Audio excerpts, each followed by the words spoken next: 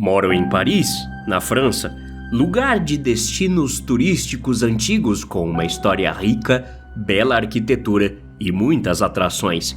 O mais importante de tudo é que é uma cidade limpa. Na maior parte, né? A sujeira de verdade fica onde todos se esquecem: os esgotos. É onde eu trabalho. Agora, é claro, os tempos mudaram. Quando as pessoas ouvem que alguém trabalha nos esgotos, pensam que o trabalhador passa o dia inteiro andando em merda e esgoto. Você provavelmente pensa assim, mas não acredita o quão longe estamos disso. Hoje em dia, trabalhamos principalmente com máquinas e robôs. Raramente temos que pisar nos túneis de fato, e é em um desses momentos raros que dou graças à tecnologia. Há cerca de uma semana, meu colega Andreas e eu tivemos que ir até um. Nosso equipamento nos mostrou que havia um problema de pressão em um dos túneis. Para descobrir o que exatamente estava acontecendo, teríamos que fazer uma verificação manual. É aí que vem a parte ruim do serviço. Percorrer aqueles túneis escuros e pegajosos é tão nojento quanto parece. O pior é o cheiro. O que dá mais para encontrar lá embaixo é merda, papel higiênico e fatbergs. Se você não sabe o que são fatbergs, considere-se sortudo. Dá para encontrar todo tipo de outras coisas lá também. Você não tem ideia dos objetos que as pessoas jogam no vaso sanitário. Já vi lixo, animais mortos, remédios, roupas, baterias e até um iPhone. A coisa mais engraçada que vi foi um enorme vibrador que nadou lentamente passando por mim. No entanto, nesse dia em questão, as coisas foram diferentes. Vários tipos de tratamento de esgoto têm sido utilizados ao longo das décadas, embora alguns dos sistemas mais antigos tenham sido modernizados e outros abandonados. Por causa disso, existe toda uma segunda rede de túneis antigos e abandonados. O local onde tínhamos que ir naquele dia era um túnel logo abaixo de uma das principais atrações turísticas, a Torre Eiffel. Sem pensar muito, eu sabia o que isso significava. Não teria como entrar nos esgotos ali mesmo. Ninguém ia querer ver trabalhadores sujos do esgoto em suas viagens turísticas sofisticadas. Em vez disso, meu colega e eu teríamos que usar uma entrada a algumas centenas de metros de distância. De lá, teríamos que seguir para a área subterrânea do problema. Levaríamos quase meia hora. Mas uma outra forma mais eficaz e menos demorada seria utilizando os antigos túneis de esgoto. Eu sei que nosso chefe declarou a entrada neles proibida por questões de segurança, mas isso reduziria nossa viagem pela metade e eles nem saberiam. Mal havíamos entrado nos antigos túneis quando Andreas ficou quieto. Ele se agachou e pegou algo. "O que você está fazendo? Encontrou algo que você gosta?" Perguntei. Por um momento, ele ficou quieto. Depois, ergueu um boné infantil em sua mão. Eu fiquei sério instantaneamente. Provavelmente foi descartado aqui de alguma forma, mas nunca se sabe. Tinha uma lenda aqui sobre crianças desaparecidas há alguns anos. Desde então, levamos essas coisas muito mais a sério. Poderia haver uma chance do boné pertencer a uma criança que se perdeu. Esses túneis antigos e escondidos davam um estranho fascínio nas crianças. Continuamos nosso caminho, mas mantivemos os olhos abertos para qualquer pista.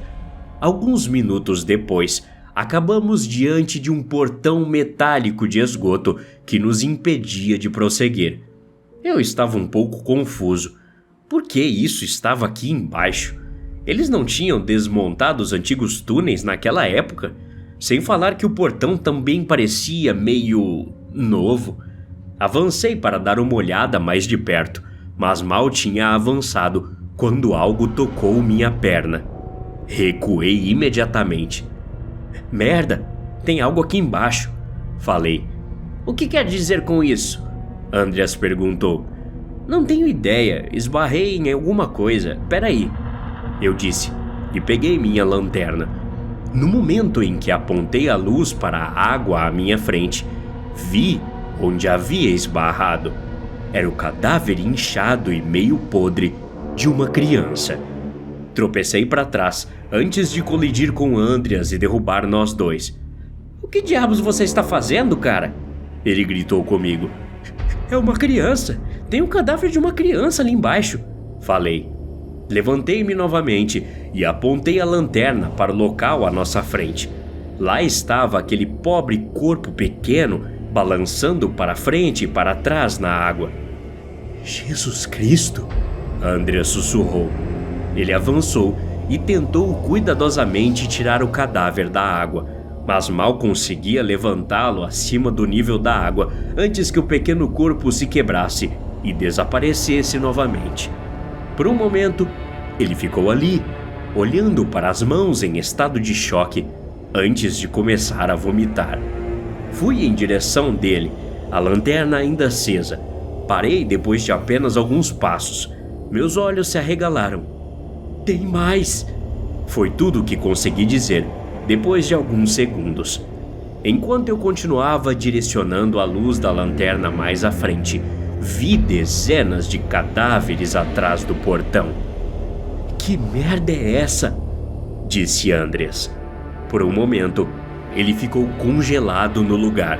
Depois olhou para mim. Seu rosto era uma máscara de desespero e terror.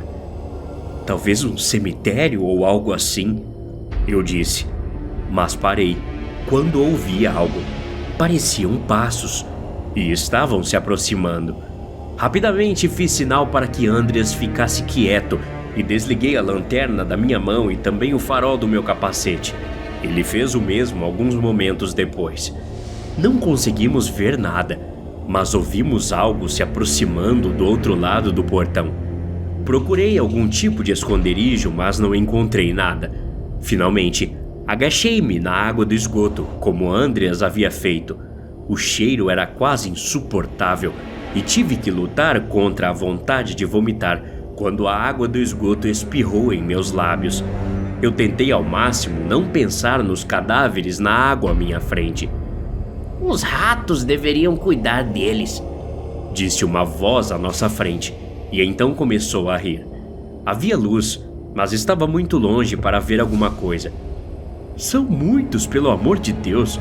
Você realmente acha que os ratos vão comer tudo isso? Uma segunda voz entrou na conversa, seguida por um barulho.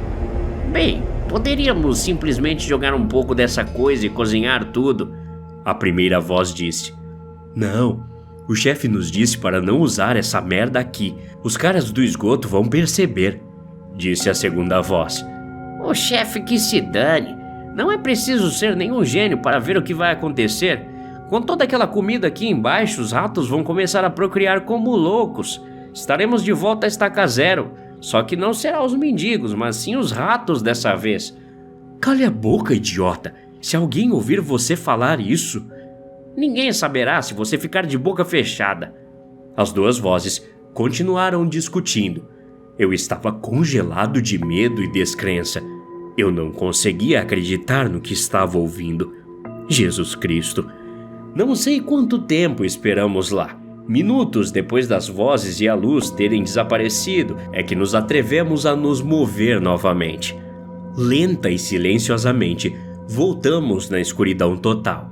Estávamos morrendo de medo, porque ambos sabíamos o que tínhamos visto. Nossa cidade é bonita, chique e limpa. Nos últimos anos, porém, os aluguéis subiram em todos os bairros. Muitas pessoas lutaram com os elevados custos e ainda mais pessoas viviam um pouco acima da linha da pobreza. O número de pessoas que dependiam do apoio do governo aumentou, assim como o número de desabrigados. Começou a se tornar um problema para a imagem da cidade. Os turistas ricos que vinham para cá não queriam ver mendigos nas ruas, nem moradores de rua perambulando pela estação central. Não houve nenhuma solução real para o problema, até que o novo prefeito fosse eleito. Ele havia prometido cuidar do problema do sem-teto. Ele fez longos discursos sobre projetos habitacionais e novas oportunidades de trabalho. Parece que ele encontrou uma solução mais simples. Você pode se perguntar como ninguém percebe dezenas ou mesmo centenas de pessoas desaparecidas. Mas pense bem, numa cidade como essa, ninguém se preocupa com o sem-teto. Eles são um incômodo. Ninguém vai pensar duas vezes sobre o que aconteceu com um mendigo desaparecido ou com aquele grupo chato de bêbados. Não terminamos o trabalho no esgoto naquele dia, é claro. Nós dois demos uma desculpa qualquer. Naquela noite, me encontrei de novo com Andreas para uma longa conversa. Discutimos o que fazer sobre isso. Ainda me lembro do rosto de Andreas, da raiva nele. A opinião dele era que tínhamos que tornar tudo isso público e ir à polícia. Não podíamos deixá-los escapar impunes. Eu disse a ele para ficar quieto por enquanto. Não sabíamos quem estava envolvido nessa confusão. O que precisávamos era de provas. No final, ele concordou comigo. 2 dias depois, quando estávamos escalados para outro turno juntos, ele não apareceu. Tentei me convencer de que nada havia acontecido e que ele estava doente, mas tive uma sensação estranha. Liguei para a esposa de Andreas algum tempo depois do meu turno e ela confirmou minha suspeita. A mulher dele também não tinha ideia de onde seu marido estava. Ela foi à polícia, mas até agora eles dizem não ter pistas. Eu estou com muito medo. Não sei o que Andreas fez. Talvez ele tenha ido falar com a polícia, ou talvez tenha ido lá de novo nos esgotos sozinho. De alguma forma, tenho certeza de que algo aconteceu com ele. Nós, trabalhadores do esgoto, sempre vamos nos esgotos em dupla. É um procedimento comum. Seja quem for que sumiu com o meu colega, sabe que ele não estava lá sozinho. E tenho certeza de que eles já sabem quem estava com ele naquele dia. Até a próxima. Obrigado.